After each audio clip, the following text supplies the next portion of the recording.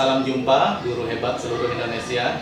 Hari ini saya akan melakukan wawancara bersama dengan Pak Ali Rosi di sini.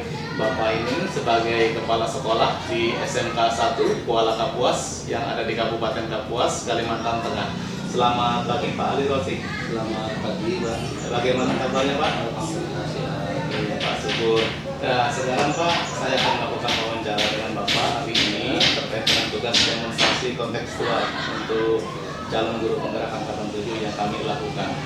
Nah, yang pertama Pak yang ingin saya tanyakan dengan Bapak, selama ini bagaimana Pak Ali dapat mengidentifikasi kasus-kasus yang merupakan dilema etika atau rujukan moral yang ada di sekolah selama ini Pak?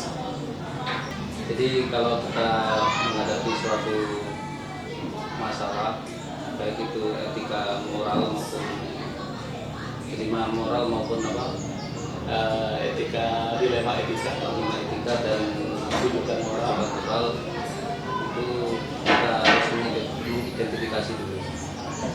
Ya, kemudian yang harus kita lakukan adalah kita menentukan apa kasusnya, dan baru kita bisa menentukan langkah-langkah berikutnya. Oke, berarti kita harus tahu dulu ya Pak ya, tahu dulu seperti apa supaya kita nanti bisa menentukan langkah-langkah berikutnya ya Pak ya. Ya, oke. Nah, selama ini Pak, jadi bagaimana Bapak menjalankan terutama untuk pengambilan keputusan ya Pak ya di sekolah ini, terutama untuk kasus-kasus di mana ada dua kepentingan yang sama besar Pak. Jadi sama-sama besar, sama-sama benar, dan juga sama-sama mengandung nilai kebajikan. Itu memang pilihan yang sulit yang kita harus tetap kita putuskan bersama untuk ke depan. Yang menjadi persoalan adalah menentukan sama-sama baiknya. Dilema moral ini memang istilah baru yang saya dengar selama saya kuliah di bangku kuliah, tidak pernah mendengar istilah dilema moral maupun rujukan moral. Nah, setelah saya pelajari, memang yang lebih sulit adalah penanganan kasus yang dilema moral. Sama-sama baik, tapi kita harus mengambil sikap. Nah, seperti contoh pada saat kita menghadapi kasus, kita tetap harus memutuskan, tidak boleh ragu-ragu, tidak boleh ngambang permasalahan, harus kita ambil suatu keputusan. Jadi harus cepat seperti itu ya Pak ya, harus cepat keputusannya. Meskipun itu dirasa pihak lain merugikan, tapi di sisi lain menimbulkan yang lebih banyak. Ya, jadi istilahnya win-win solution seperti itu ya Pak ya. Jadi sama-sama merasa dibenarkan dan juga tidak ada yang merasa dirugikan seperti itu ya Pak ya. Ya oke, nah berikutnya Pak, untuk langkah-langkah sama prosedur seperti apa yang biasa Bapak lakukan selama ini terkait dengan pengambilan keputusan tadi? Jadi kita perlu mengamati dulu kasusnya dulu. Ya. Kasus berat, sedang, atau ringan. Nah, kemudian kita menentukan langkah-langkah. Kita harus mengambil sikap, harus mengambil keputusan secepat mungkin supaya kasus-kasus yang kita tangani segera kita selesaikan. Jadi melalui pengamatan sebelumnya ya Pak ya, kita mengetahui seperti itu ya, kemudian baru mulai proses untuk keputusan yang tepat seperti Jadi itu. kita dalami dulu seberat apa kasus yang kita lihat, kemudian kita putuskan itu supaya tidak merugikan satu atau dua belah pihak. Oke. Meskipun pada saat kita ngambil keputusan ada yang pihak dirugikan, pasti itu. Iya betul Pak. Nah, yang dirugikan saya kira nilainya lebih kecil daripada yang diuntungkan. Jadi setiap ambil kebijakan, ambil keputusan itu kita harus tahu manfaatnya lebih besar yang mana. Oh iya. Terus kedepannya itu seperti apa, efeknya seperti apa, manfaatnya seperti apa, sehingga kita bisa menentukan dengan baik. Oh ya, bagus sekali Pak, luar biasa. Nah sekarang hal-hal apa saja selama ini yang Bapak anggap efektif seperti itu ya Pak ya, terutama dalam pengambilan keputusan pada kasus-kasus yang dilema etika seperti itu. Contohnya, Iya, jadi apa namanya yang Bapak anggap efektif seperti itu untuk pengambilan keputusannya. selama ini, selama menjadi kepala sekolah yang begitu mengesankan pada saat mengambil keputusan itu, kita menghadapi masalah yang rumit. Seperti apa? Seperti kita menghadapi kasus anak melakukan pelanggaran berat. Nah, pelanggaran berat itu di peraturan sekolah kita bagi peserta didik yang melakukan pelanggaran sebagai berikut. 1, melakukan perkelahian di dalam sekolah, di luar sekolah dengan bukti saksi yang jelas, maka secara tidak langsung, secara tidak hormat akan dikeluarkan dari sekolah. Kemudian yang banyak terjadi, yang saat ini terjadi, yang sering kami dapatkan adalah bagi peserta didik yang melanggar norma, misalnya menyebarkan video porno, konten-konten porno, baik yang melakukan maupun yang menyebarkan akan tindakan keras dengan akan dikeluarkan secara langsung oleh pihak sekolah. Dan yang terakhir itu yang miris adalah bagi peserta didik yang kedapatan melakukan hubungan seksual, hubungan seks bebas dengan adanya bukti dan saksi-saksi yang kuat, maka akan dikeluarkan dari pihak sekolah. Ya, kemudian Pak, ini hal-hal apa saja yang selama ini merupakan tantangan terutama dalam pengambilan keputusan yang menyangkut dilema etika ini Pak? Tantangannya adalah kita sebenarnya ada pada si pelaku tantangannya adalah kita pada pelaku pelanggaran. Pada saat pelaku pelanggaran itu ngotot tidak merasa bersalah dalam secara aturan tertulis memang melakukan pelanggaran yang salah. Nah, apapun yang dilakukan kita tindak, meskipun bagi mereka, bagi pelaku itu merasa sepenuhnya tidak salah, tetapi secara aturan kita tetap melakukan melakukan kesalahan. Jadi tantangannya ketika menemukan kasus pelakunya ini tidak mau mengakui kesalahannya seperti itu ya Pak ya.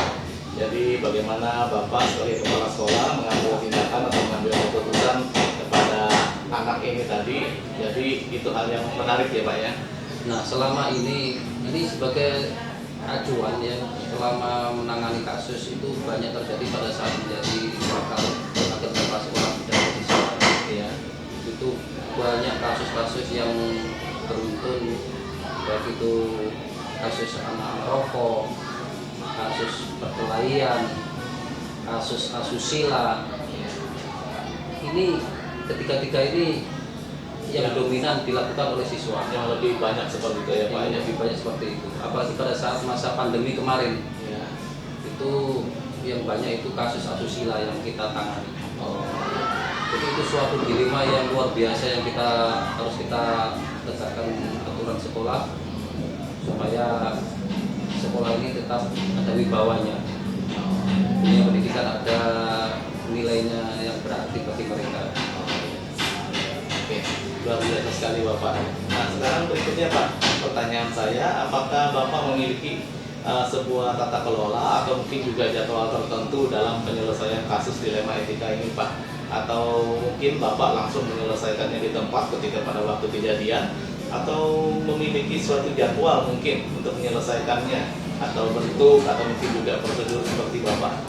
Seperti apa misalnya yang Bapak jalankan selama ini? Begini Pak, selama ini kita menangani kasus itu kita lihat dulu kasusnya seperti apa. ringan, berat atau sedang. Kalau memang berat, itu pertama-tama tidak serta-merta kepala sekolah yang ambil penanganan atau mengambil kasus itu, tapi dilakukan oleh wali kelas. Kemudian kalau wali kelas tidak mengatasi, minta bantuan guru BP. Kalau sudah tidak mengatasi, larinya ke siswaan. Nah, kalau kesiswaan sudah mentok, tidak ada jalan keluar, jalan terakhir yang memutuskan adalah kepala sekolah. Itulah langkah prosedur yang dilakukan selama ini. Jadi tidak ada mengikat waktu yang harus sekian minggu, sekian hari, sekian bulan. Jadi ya, kalau kasus itu secepatnya bisa ditangani, bisa diselesaikan, kenapa harus memakan waktu yang lama? Jadi secepatnya diselesaikan ya Pak ya. Saling enak diantara kita semua. Ya, oke. Dan kemudian juga ada struktur hierarkinya ya Pak ya, mulai dari tingkat bawah, dari wali kelas, guru BP, sampai dengan wakil kesiswaan, sampai ke kepala sekolah. Ya, oke, luar biasa sekali Pak. Nah, sekarang Pak yang ingin saya tanyakan lagi, adakah seseorang atau mungkin juga faktor-faktor apa yang selama ini mempermudah dan juga membantu Bapak sebagai kepala sekolah dalam mengambil keputusan, terutama dalam kasus-kasus dilema etika ini Pak? Yang membantu saya selaku kepala sekolah itu adalah ya tentunya bapak guru kelas, kemudian wakil kepala sekolah, itu selalu kami ajak musyawarah sebelum mengambil keputusan secara sepihak. Jadi intinya saya tidak pernah mengambil keputusan secara pribadi. Kalau ini menyangkut institusi sekolah, kita harus musyawarahkan bersama. Jadi kita mengambil keputusan supaya bisa tepat dan sesuai sasaran. Jadi Bapak melakukan musyawarah atau berkolaborasi dengan rekan guru lain, koordinasi sama guru, sama wakil kepala sekolah. Terutama yang selama ini kita libatkan adalah wakil kepala sekolah bagian kesiswaan. Wakil kesiswaan ya.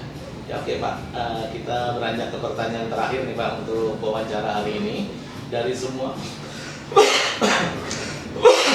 sorry Pak, dari semua hal yang telah disampaikan barusan oleh Bapak, nah pembelajaran apa yang dapat Bapak petik seperti itu dari pengalaman Bapak sendiri, terutama dalam mengambil keputusan terkait dengan keputusan yang menyangkut atau mengandung dilema etika di dalamnya Pak? Pembelajaran yang kita dapatkan selama ini, kita tambah dewasa berpikir, kita bertambah wawasan, menyapa ilmuwan tentang pengalaman yang selama ini kita rasakan. Jadi luar biasa memang kalau kita suatu saat kita menghadapi kasus-kasus yang akan datang, kita ada sedikit pengalaman. Itu jadi supaya bisa dipergunakan untuk selanjutnya ya Pak ya. Kalau misalnya kita menemukan kasus yang sama mungkin, atau mungkin juga kasus yang hampir mirip ya Pak ya. Jadi yang sebelumnya Bapak gunakan sebagai pembelajaran. Ya oke, terima kasih Pak Ali. Saya kira untuk wawancara atau pertemuan kita hari ini cukup. Saya mengucapkan terima kasih banyak Bapak telah bersedia saya wawancara. Kemudian juga Bapak telah meluangkan waktu untuk saya pagi hari ini. Ya mungkin Bapak lagi sibuk atau apa, saya mohon maaf sebelumnya Pak. Dalam menambah sama-sama demi memajukan sekolah kita, demi pembelajaran yang Pak Ika inginkan supaya guru penggerak cepat kita selesaikan tugas-tugas yang diberikan. Ya. Terima kasih banyak Bapak untuk waktunya. Selamat siang.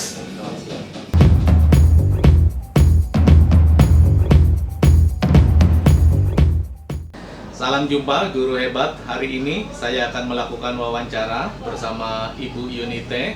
Ibu Yunite ini adalah wakil kurikulum di SMKN 1 Kuala Kapuas. Selamat pagi Bu Yunite. Ya, hari ini saya akan melakukan wawancara dengan Ibu terkait dengan tugas demonstrasi kontekstual untuk modul 3.1 Bu. Ya, kita mulai ya Bu ya. Oke. Selama ini Bu, bagaimana Ibu dapat mengidentifikasi untuk kasus-kasus yang merupakan dilema etika dan juga bujukan moral yang ada di sekolah selama ini? Nah, selama ini yang kita lakukan lakukan itu kita melihat situasi yang harus terjadi di situasi ini. Kapan kita melihat kalau saatnya tidak di sekolah penuh dengan dilema. Nah, dalam situasi seperti itu jadi ketika seseorang itu harus memiliki gimana antara satu dengan yang lain itu tidak sama motivasinya terhadap apa yang dihadapi, ya, yang dijumpai. Ya, jadi tergantung situasinya ya, Bu, Ya. ya. Oke, nah kemudian Bu, selama ini bagaimana Ibu untuk menjalankan pengambilan keputusan ya Bu ya di sekolah Ibu? Nah, terutama untuk kasus-kasus di mana ada dua kepentingan yang sama-sama benar ceritanya nih Bu, atau mungkin juga sama-sama mengandung nilai kebajikan yang hampir setara. Nah, itu bagaimana Ibu menjalankan pengambilan keputusannya?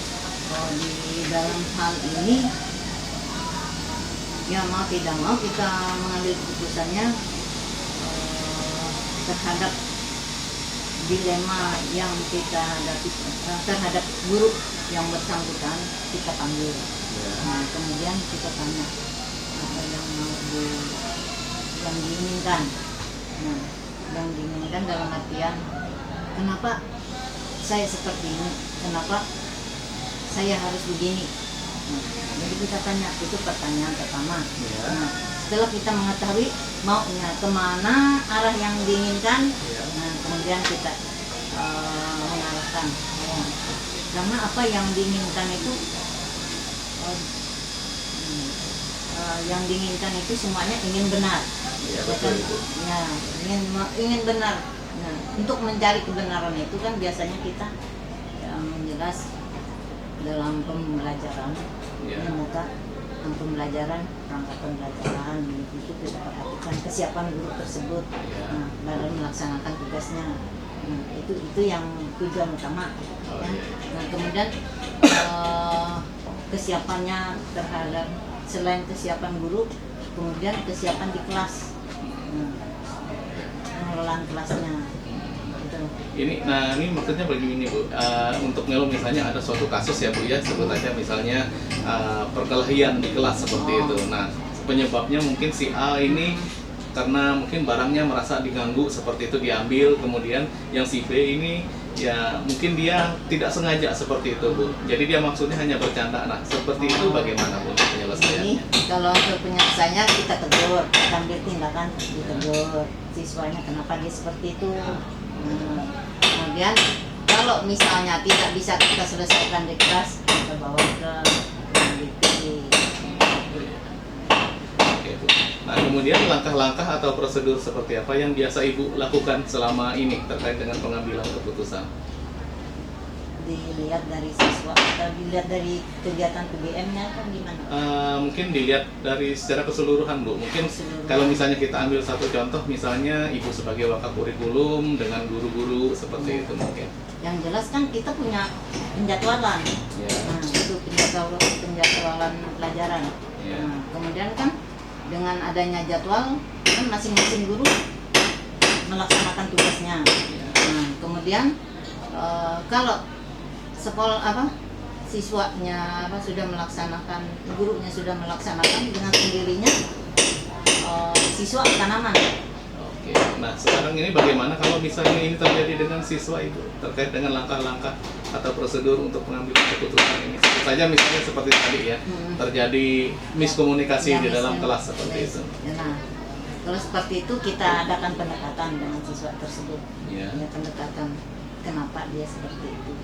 Biasanya kan anak itu antara satu dengan yang lain, kadang-kadang kan ada yang suka bisa ganggu temannya, nah ada yang tidak mau diganggu. Nah, jadi hal seperti itu kita beri teguran supaya jangan diulangi lagi. Oke, terima kasih Ibu. Nah, kemudian Bu, pertanyaan berikutnya, hal-hal apa saja yang selama ini Ibu anggap efektif, ya terutama dalam pengambilan keputusan pada kasus-kasus yang mengandung unsur dilema etika itu? Pengambilan langkah-langkah yang saya lakukan kalau saya sendiri itu saya panggil siswanya. Ya, saya adakan pendekatan, dan kemudian saya tanya kenapa, ada permasalahan apa, karena hal tersebut kan kalau kita tahu kenapa anak tersebut bisa berbuat yang tidak diinginkan atau Iya. suka mengganggu temannya, berarti anak itu kan ada masalah. Ya. Oke. Kemudian Bu, terkait hal-hal tadi ya Bu ya. Nah, hal-hal apa saja yang selama ini merupakan tantangan sekarang ya Bu ya dalam pengambilan keputusan pada kasus-kasus dilema etika yang menjadi tantangan Ibu terutama seperti itu, yang menjadi sesuatu yang istilahnya yang berat bagi Ibu untuk mengambil keputusan ini loh yang benar, ini loh yang salah seperti itu. Ya. Kalau menurut saya ya, kita ini lingkungannya besar, jadi Ya, betul. dengan permasalahan yang banyak, ya, tadi saya sudah katakan itu hal yang perlu dilakukan pendekatan. Kemudian karena yang mempengaruhi itu kan yang jelas itu kenyamanan daripada lingkungan dulu. Iya betul, dari pendekatan tadi Iya, ya Bu ya. iya. Iya, oke. Kalau sudah diberikan kenyamanan, anak tersebut kan pasti merasa diperhatikan. Iya betul. Ya. Jadi bisa menyelesaikan dengan lebih cepat ya Bu ya. Ya. Ya oke. Nah kemudian Bu, apakah Ibu memiliki sebuah semacam tata kelola atau mungkin jadwal tertentu ya dalam penyelesaian kasus terutama untuk dilema etika? Nah apakah Ibu langsung menyelesaikan di tempat seperti itu atau memiliki sebuah jadwal untuk menyelesaikannya? Atau mungkin juga ada bentuk atau prosedur seperti apa yang biasanya Ibu jalankan terkait hal ini? Ini tidak kita yang langsung. Kalau kita serahkan ke walinya. Ya. Nah, kemudian wali kelasnya menyelesaikan kemudian dengan BP, kerjasama dengan BP. Jadi bekerja sama dengan BP dan juga wali kelas ya, Ya. Bu ya untuk menyelesaikan Ya. masalah-masalah ini. Jadi tidak secara langsung ya Bu ya. Jadi ada prosedur, ada apa namanya hierarki yang harus Ya, ya. diikuti. Ya, oke, nah sekarang Bu, pertanyaan berikutnya, adakah seseorang atau faktor-faktor apa yang selama ini yang mempermudah seperti itu Bu dan juga membantu Ibu dalam mengambil keputusan terutama dalam kasus-kasus dilema etika ini? Ini sebenarnya kita kalau bekerja itu kalau kita sendiri jelas kita tidak bisa menyelesaikan. Iya betul Ibu. Jadi kita ada kerjasama Ya. dengan guru-gurunya, ya, dengan itu tadi wali kelasnya. Wali kelas itu ya terutama. Ya, wali kelasnya. Memang kita tekankan dengan wali kelasnya, kemudian baru lari ke BP, kemudian kita panggil orang tua. Oh ya, jadi dari guru wali kelas ya, dari guru BP dan juga Orang ada tua. kerjasama dengan orang tua ya terkait dengan kasus-kasus ini tadi. Nah kemudian Bu untuk pertanyaan terakhir, nah dari semua hal yang telah disampaikan Ibu, yang telah Ibu paparkan barusan, nah pembelajaran apa yang dapat Ibu petik dari pengalaman Ibu, terutama dalam hal mengambil keputusan dilema etika ini? Ini di dalam pembelajaran etika. Apa pengambilan keputusan Ya, dalam pengambilan- dilema etika ini? Pengambilan keputusannya ya kita itu harus saling mawas diri. Betul. Gitu. Iya. Karena kita tidak bisa menyalahkan kita sebagai ini kan lingkungan siswa. Iya betul. Berarti kan kita siswanya begini, kita harus menekankan siswa tidak bisa juga. Jadi kita harus introspeksi diri. Ya, baik kita maupun siswa, mengapa siswa begini. Nah kalau gurunya begini, tidak mungkin siswa itu berbuat yang tidak sesuai. Oke, jadi kata kuncinya di sini adalah mawas diri ya Bu ya, Iya. terkait dengan pembelajaran apa yang Ibu temukan selama kegiatan ini. Ya, oke. Saya kira itu Bu yang bisa saya tanyakan. Terima kasih untuk waktunya. Mohon maaf kalau mengganggu waktu Ibu, waktu kerja Ibu siang hari ini. Ya, saya mengucapkan terima kasih banyak untuk Bu Yunite. Semoga selalu sukses dalam pekerjaan sebagai wakil kurikulum di SMKN 1 Kuala Kapuas. Ya. Oke, terima kasih untuk wawancara sudah saya lakukan bersama dengan Bu Yunite. Terima kasih telah menyaksikan tayangan ini. Sampai ketemu di tayangan berikutnya. Salam hebat.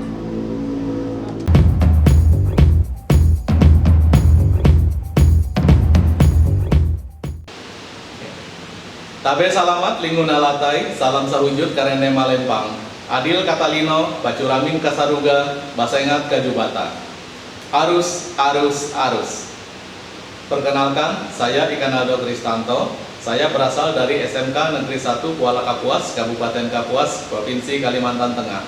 Saya CGP Angkatan 7 dari Kabupaten Kapuas. Pada saat ini, saya akan menyampaikan refleksi terkait dengan kegiatan wawancara yang baru saja saya lakukan bersama Bapak Kepala Sekolah dan Ibu Wakakurikulum dari SMK Negeri 1 Kuala Kapuas. Sebagai refleksi saya yang pertama terkait dengan hasil wawancara yang baru saja saya lakukan dengan Bapak Kepala Sekolah dan juga Ibu Wakakurikulum dari SMK Negeri 1 Kuala Kapuas, secara umum mereka pernah diperhadapkan dengan dilema etika ketika berhadapan dengan suatu permasalahan yang terjadi di sekolah dan juga mereka dapat menyelesaikannya dengan baik. Kemudian pada refleksi saya yang kedua, hal-hal menarik yang saya temukan pada wawancara tersebut adalah ketika pimpinan menyelesaikan suatu permasalahan dilema etika, mereka selalu melibatkan dan berkolaborasi dengan rekan sejawat guru lain dan bertukar pikiran bagaimana sebaiknya permasalahan ini diselesaikan. Dan juga mereka menyesuaikan tingkat permasalahan yang harus mereka tangani secara langsung maupun tidak langsung. Dalam artian, permasalahan tersebut cukup hanya diselesaikan oleh wali kelas saja atau oleh guru mata pelajaran. Dan jika ditinjau dari 4 paradigma pengambilan keputusan, paradigma rasa keadilan lawan rasa kasihan adalah yang sering mereka temui. Kemudian jika ditinjau dari 3 prinsip pengambilan keputusan, secara umum 3 prinsip tersebut selalu ada mereka temui. Cuma dalam porsi dan level yang berbeda, tergantung dari permasalahan yang mereka hadapi. Nah, kemudian dari 9 langkah pengambilan keputusan sudah dijalankan dengan baik sehingga keputusan yang diambil bisa mereka pertanggungjawabkan. Pada refleksi saya yang ketiga, secara umum persamaan yang saya temui adalah pada 4 paradigma pengambilan keputusan, di mana yang paling menonjol dan paling sering ditemukan adalah paradigma rasa keadilan lawan rasa kasihan. Kemudian terkait perbedaan yang saya temukan adalah pada penekanan penyelesaian masalah yang baik. Di sini, Ibu Wakakurikulum berpendapat jika dalam suasana yang nyaman, yang mampu diciptakan sebelumnya, dapat mempercepat penyelesaian permasalahan, disertai dengan mawas diri agar tetap pada posisi kontrol sebagai seorang manajer. Sedangkan Bapak Kepala Sekolah lebih menekankan pada pengambilan keputusan yang bersifat win-win solution, sehingga masing-masing pihak dapat diakomodir penyelesaian permasalahannya.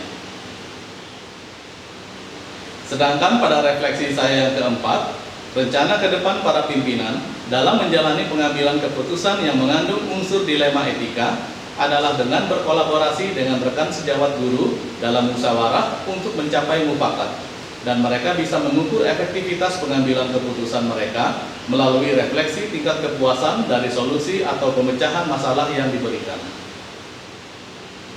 Pada bagian akhir refleksi saya, yaitu pada bagian yang kelima, melalui wawancara yang baru saja saya lakukan, saya mendapat banyak masukan terkait bagaimana cara dan juga teknik seorang pemimpin dalam mengambil sebuah keputusan.